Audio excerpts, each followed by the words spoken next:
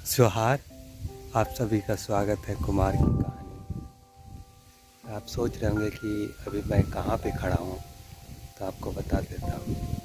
ये पतरातू है और मैं अभी एक खेत के जस्ट बगल में खड़ा हूँ।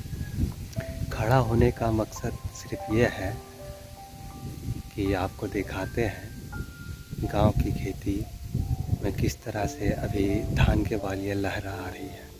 तो आपको जो दूर दूर तक दिख रहा है हरा भरा, ये सब धान की खेती हो रही है। अब कुछ ही महीनों में ये धान की फसलें हैं जो कटकर खेतों से खलियान तक का सफ़र करेंगे और खलियान से लेकर घरों तक, घर से लेकर दुकान तक और फिर लोगों के घर तक। यही जो बालियाँ हैं आप देख सकते हैं, जो बालियाँ दिख रही है इन्हीं में चावल आएंगे और इनका सफ़र अब कुछ ही महीनों का है इस खेत में। उसके बाद ये सीधा यहाँ से खलियान तक जाएंगे। खलियान के बाद वहाँ से घरों तक, घरों से बड़े बड़े मशीनों में, मिलों में, जिससे चावल निकाले जाएंगे और पॉलिश किए जाएंगे। तो आप देख सकते हैं चारों तरफ धान ही धान है और कितना सुंदर दिख रहा होगा, हरियाली। आपको भी, अगर आप गांव से ना होंगे तो शायद ही आपको इस तरह का दृश्य देखने को मिलेगा। शहरों में तो लोग सोचते भी नहीं होंगे कि खेती किस तरह से होता है। तो आप देख सकते हैं कि धान की खेती किस तरह से हुआ है। इस बार तो झारखंड में ठीक तरह से बारिश भी नहीं हुई थी, परंतु कहीं कहीं बारिश ठीक मात्रा में हुई थी, जिसके कारण से खेती भी सही हुआ है। तो उसी का नतीजा है कि आप देख सकते हैं खेतों में लहराती इन बालियों को।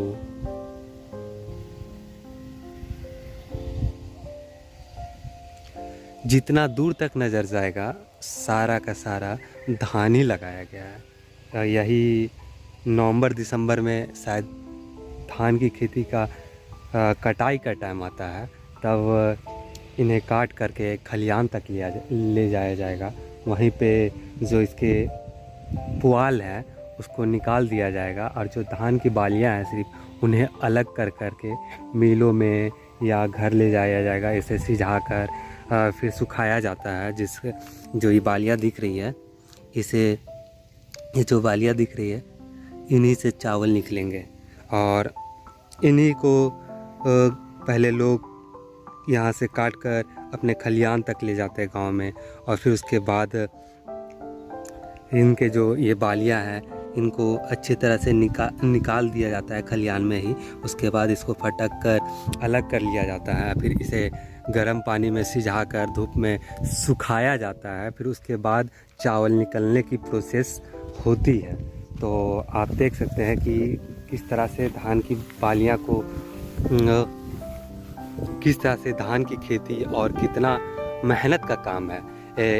एक धान का खेती करने से ही चावल नहीं मिल जाता है, उसके बाद की जो प्रोसेस है वो और भी लंबा है। तो किसान कितना मेहनत करते हैं इसी से आपको पता चल जाता है। और आपको बता देंगे कि जो ये धान है अब तो पूरी तरह से तैयार हो गया, लेकिन जब इसको बुना जाता है या लगाया जाता है तब लोग इसमें जो घास दिख रहे हैं उस सबको भी बुनते थे, निकालते थे, 2-3 बार निकालते हैं, साफ़ करते ताकि धान बढ़िया से हो पाए और इन बालियों में अच्छे से बालियां पकड़ पाए। अब तो हालांकि 1-2 महीना में इनमें धान प्रॉपरली आ जाएंगे, तब ये पक जाएंगे धान की बालियां, तब इन्हें काट कर खलियान में लोग अपने अपने ले जाएंगे।